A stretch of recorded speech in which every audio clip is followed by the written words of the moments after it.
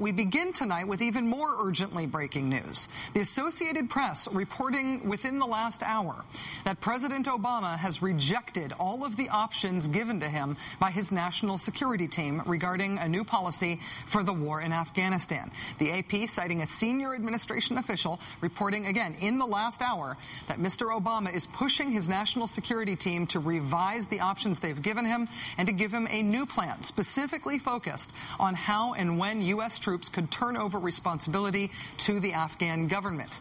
This news comes after the president today held his 8th meeting with his national security staff on the way forward in Afghanistan. White House Press Secretary Robert Gibbs confirmed this week that President Obama was considering 4 options on Afghanistan. As for what those options are, unnamed officials speaking to the New York Times said the president was considering sending 20 to 25,000 more troops, or another plan to send 30,000 more troops, or still another plan to send roughly 40,000 more, or, according to the Times, there was a mysterious 4th option that wasn't defined, at least as of yet, by the number of troops that would be sent.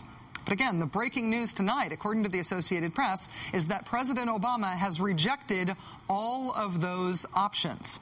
Administration officials, at least now, telling the AP that Mr. Obama wants a strategy that makes it clear that the U.S. commitment to Afghanistan is not open-ended. According to the AP, President Obama will most likely announce his new Afghanistan war strategy shortly after he returns from a trip to Asia on November 19th. Joining us now by phone is Ann Guerin. She's national security writer for the Associated Press, who reported this news tonight. Ann Guerin, thanks very much for joining us. I really appreciate your time. I'm pleased to be with you. When you reported tonight that the president is looking for a way to make clear that the U.S. commitment in Afghanistan is not open-ended, can you tell us any more about what that might mean he's looking for? Is that a specific end date by which troops would leave? Well, my colleague Ben Feller and I reported this tonight, and he really deserves credit here too. We don't know exactly what the threat is, if there is one, that the White House is holding over Afghanistan and its leaders. But it's clear that the president didn't like any of the military options he was presented.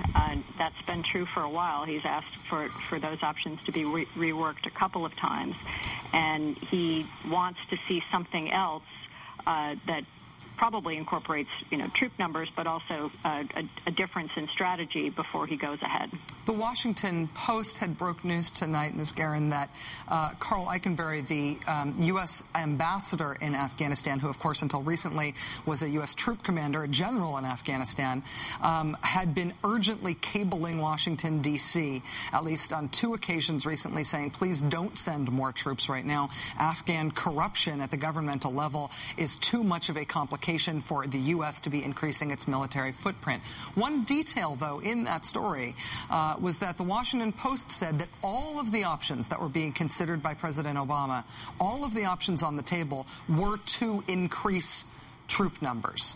That's right. That's right. The options, the 4 that were going into today's meeting, all involved some form of troop increases, as we were told ahead of time by military and other officials.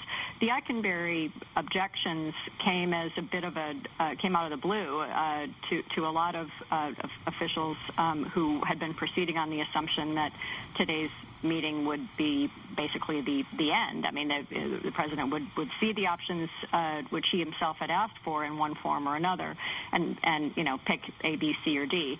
And Eikenberry was a latecomer to this process, at least in the form of these very sternly worded classified cables, which we were able to confirm tonight as well. And Eikenberry is a very important figure here. I mean, he's someone who has both the long military experience in Afghanistan and the fairly recent diplomatic experience, and he's been a participant in these meetings by video, as has the war commander in Afghanistan, Stanley McChrystal.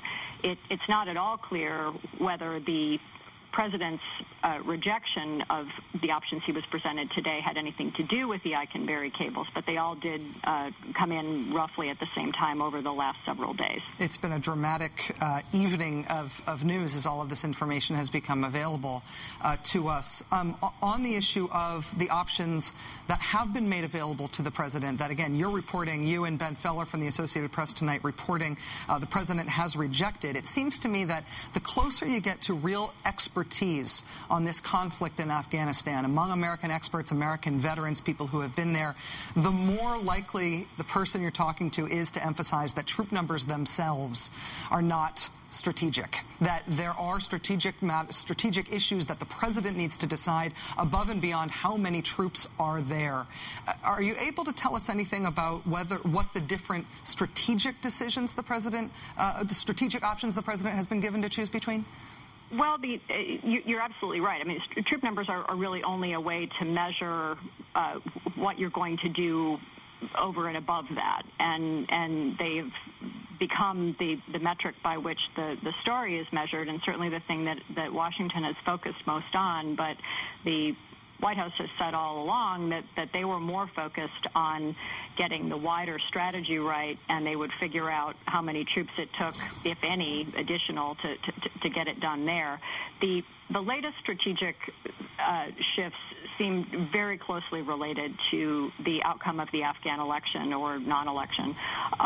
The elevation of Karzai without a second round has, on one hand, been a boon to Western officials who basically wanted to get on with it and figure out who it was they were going to be dealing with and start to get the government together and figure out their next move before winter set in and before the Taliban had a lot of chance to regroup and before a lot of other bad things could have happened. So it did short-circuit a potentially long period of delay. But on the other hand, it has produced a very uncertain landscape for Obama and certainly for the NATO allies and for someone like Eikenberry sitting there in Kabul and being the U.S. face on the ground talking to Karzai. Some of the things that Karzai has said and done in recent days have greatly irritated, if not more, U.S. officials who think he's not showing much sign that he's going to clean house and walk a straight line. So there's relatively little leverage that the U.S. has other than its presence, which is most easily measured by troops. But that's going to, what the president does from here is going to be in some way formed on what he wants to see happen with Karzai. Ann Guerin, reporter for the Associated Press, who joins the byline with Ben Feller tonight on today's breaking news from the Associated Press on Afghanistan. Thanks very much for joining us on such short notice. I really appreciate it. It's my pleasure. Again, the breaking news tonight from the Associated Press, President Obama not planning to accept any of the Afghanistan war options that have been presented to him by his national security team, pushing instead, in the AP's words, for revisions to clarify how and when U.S. troops would turn over responsibility to the Afghan government. President Obama wanting to make clear that the U.S. commitment in Afghanistan is not open-ended. There's been so much speculation about what's going to happen with not only the U.S. war in Afghanistan, but the Washington, D.C.-based decision-making process for what's going to happen. That decision-making process just blown wide open tonight with this breaking news.